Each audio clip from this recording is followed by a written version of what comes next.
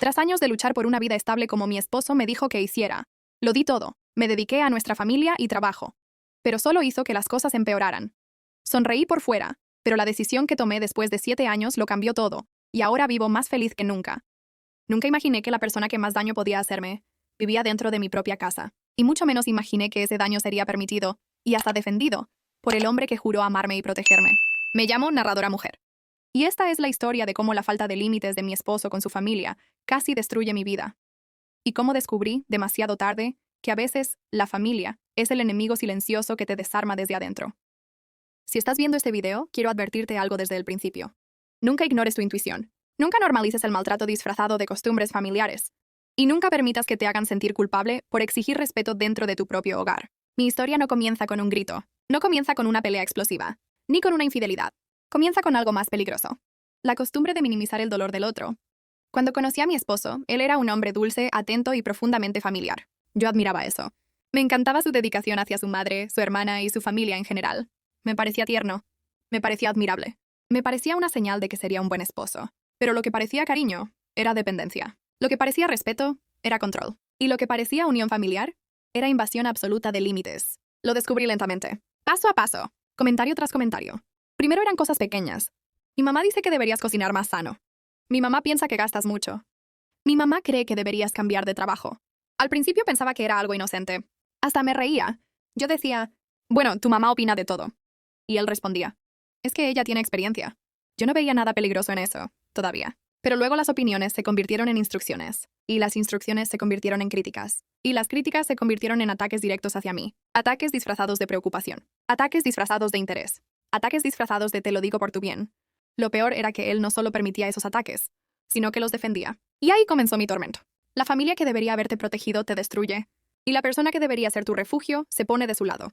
Todo explotó cuando nos mudamos juntos. Ahí sí su madre se sintió con derecho a opinar sobre absolutamente todo. La decoración. La comida. Los horarios. Mis hábitos. Mi trabajo. Mi forma de vestir. Nada estaba a salvo. Nada era suficiente. Nada le parecía bien. Y cada visita se convertía en una inspección, una auditoría completa de mi vida. Pero yo seguía intentando llevar la fiesta en paz. Seguía sonriendo. Seguía aguantando. Seguía justificándola, porque yo no quería problemas. Yo no quería poner a mi esposo entre la espada y la pared. Yo no quería destruir la relación que él tenía con su madre. Quería ser la buena esposa, la comprensiva, la madura, la paciente. Hasta que entendí algo que me dolió profundamente. Ser paciente no significa soportar abuso, y yo llevaba soportando mucho tiempo. Todo llegó al límite el día que descubrí algo que jamás pensé que pasaría. Mi propia suegra había entrado a nuestra casa mientras yo no estaba. Rebuscó en mi ropa, registró mis cosas, desordenó mis cajones, y dejó todo patas arriba, buscando algo. Algo que yo no sabía que ella estaba obsesionada con encontrar. Y mi esposo no solo lo sabía, lo había permitido. Ese fue el día en que murió mi inocencia. Ese fue el día en que comprendí que mi matrimonio estaba construido sobre una traición silenciosa. Y ese fue el día en que decidí que tenía que hablar, que tenía que salvarme, que tenía que elegir entre mi paz y mi matrimonio. Yo escogí mi paz, pero el precio fue mucho más alto de lo que imaginé. Ese día llegué a casa después de una jornada agotadora. Lo único que quería era ducharme, cambiarme de ropa y preparar algo de comer. Pero apenas abrí la puerta, sentí que algo no estaba bien. No era solo un presentimiento, era una energía distinta, una vibración incómoda, un silencio extraño, como si la casa hubiera sido intervenida. Caminé hacia el dormitorio y me quedé paralizada. Mis cajones estaban abiertos. Mi tocador estaba revuelto. La ropa interior tirada por todas partes. Cajas abiertas, papeles fuera de lugar. Mi corazón empezó a latir con fuerza. Sentí un frío en el estómago. Pensé que nos habían robado, que alguien había entrado. Hasta que noté algo que me heló la sangre. Nada de mi esposo estaba tocado. Nada suyo estaba fuera de lugar. Solo lo mío. Las piernas me temblaron. La respiración se me cortó. Y ahí fue cuando escuché la llave de la puerta principal. Mi esposo entraba. Lo enfrenté temblando. ¿Qué pasó aquí? Él se quedó congelado. Ni siquiera negó que sabía algo. No actuó sorprendido. No se alteró. No mostró preocupación. Solo suspiró. Ese tipo de suspiro que se hace antes de reconocer una culpa. O antes de revelar algo que no debería decirse. Y entonces pronunció las palabras que detonaron la bomba. Fue mi mamá. Yo la dejé entrar. Sentí como si me arrancaran el aire. No podía creer lo que escuchaba. ¿Qué? Él repitió.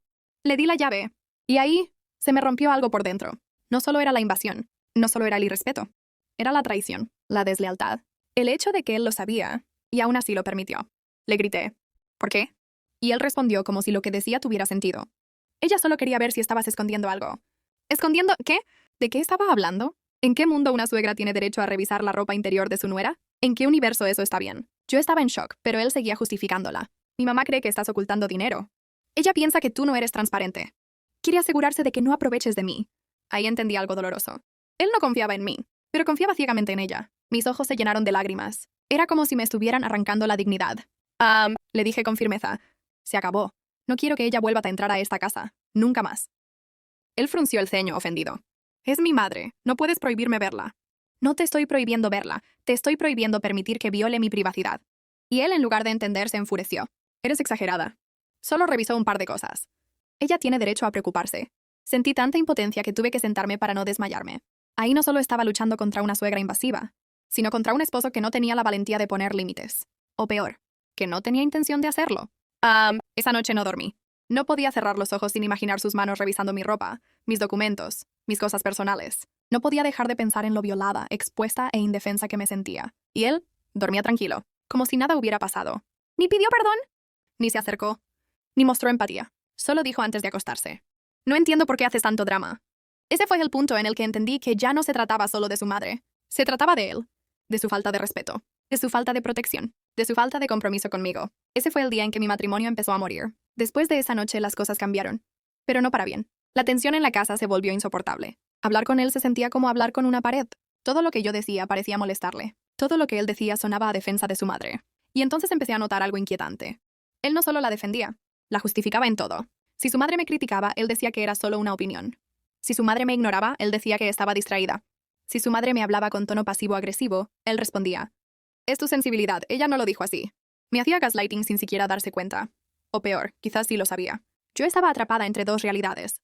La mía, donde una persona había violado mi privacidad y mi esposo la había dejado. Y la de él, donde no era para tanto y todo estaba en mi cabeza. Un día decidí sentarme con él y hablarle con calma, sin gritar, sin llorar, sin reproches, solo la verdad. Le dije: estoy herida, me siento traicionada, y necesito que establezcamos límites claros con tu madre. Él se cruzó de brazos, como si ya estuviera harto de la conversación. ¿Qué límites? Preguntó con desdén. Respiré hondo y respondí: primero, ella no vuelve a entrar a la casa sin mi consentimiento. Segundo, no puede tener copia de ninguna de las llaves. Tercero, si quiere visitarnos debe avisar antes. Él puso una cara que jamás olvidaré, como si hubiera dicho algo absurdo, como si le hubiera pedido algo imposible, como si estuviera atacando a la única persona que él creía que debía proteger. Y entonces explotó. ¿Te estás escuchando? Es mi madre, ella merece respeto. Y yo también. Pero tú quieres controlarlo todo. Quiero privacidad, quiero seguridad, quiero que me respeten. Mi mamá solo quería asegurarse de que tú no escondieras nada. Eso es normal. Ahí me di cuenta de que él vivía en una realidad distorsionada, una donde su madre era santa, intouchable, inquestionable, una especie de autoridad absoluta, y cualquier cosa que yo dijera se convertía automáticamente en un ataque hacia ella. Días después, algo detonó aún más el conflicto. Yo llegué del trabajo y encontré a su madre, otra vez en la casa. No revisando nada, no revolviendo cajones, pero cocinando en mi cocina, sin avisar, como si fuera su casa, como si tuviera derecho a todo. Casi se me paraliza la cara. Le dije: ¿quién la dejó entrar? Mi esposo sin vergüenza alguna dijo: yo, porque tú exageras. Mi suegra me sonrió con esa sonrisa hipócrita que oculta veneno y comentó: ay, mija, esta es la casa de mi hijo, no necesitas ponerte así. Ahí perdí el control. No grité, pero mi tono fue firme. Con todo respeto, esta es mi casa también. Y usted no puede entrar sin avisar. Ella se ofendió. Puso una cara de mártir, como si yo la estuviera atacando. Tu generación es muy sensible. Yo solo quiero ayudar. Qué malagradecida eres. Y mi esposo, en lugar de defenderme, la defendió a ella. Mamá, no le hagas caso, está hormonal. Hormonal. Así dijo. Como si mis sentimientos fueran un capricho. Como si mi reacción fuera exagerada. Como si yo no tuviera derecho a sentirme invadida. Esa frase fue como un golpe directo al pecho. Me quedé en silencio. No porque no tuviera que decir, sino porque entendí que da igual lo que yo dijera. Él no lo iban a entender. Esa noche dormimos en silencio absoluto. Yo mirando al techo, pensando, calculando, analizando, y comprendí algo doloroso. Si alguien tiene que poner límites, esa persona iba a ser yo. Y no solo a su madre, sino a él.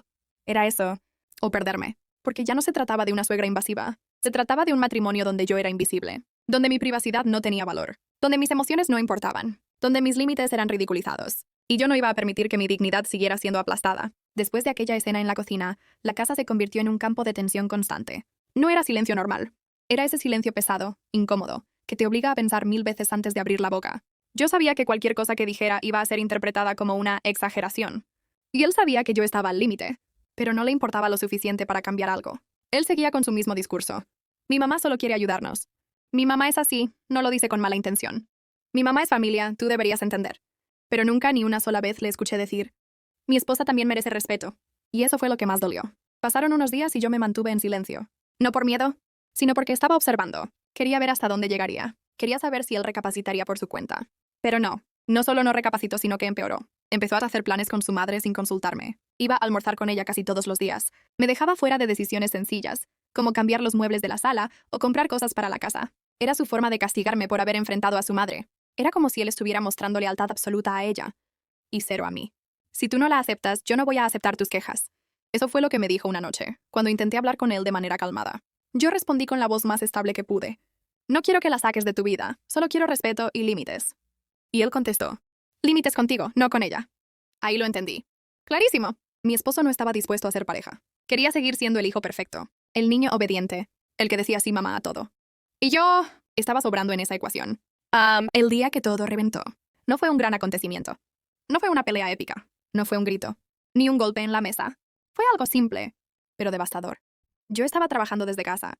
Tenía reuniones importantes. Necesitaba concentración. Y entonces escucho el ruido de una llave en la puerta. Era ella. Otra vez. Entrando como si viviera ahí, con bolsas de supermercado. Cantando bajito como si todo estuviera perfecto. Me quedé muda. No podía creerlo. Me acerqué y le dije, ¿por qué está aquí sin avisar? Y su respuesta fue, tu esposo me dijo que podía venir cuando quisiera. Él entiende que la casa es de él. Eso fue. Esas palabras. Ese tono. Ese descaro. Me temblaron las manos. Literalmente. Tomó las bolsas, las puso en la mesa y agregó, además vine a limpiar porque tú trabajas mucho y no te alcanza el tiempo.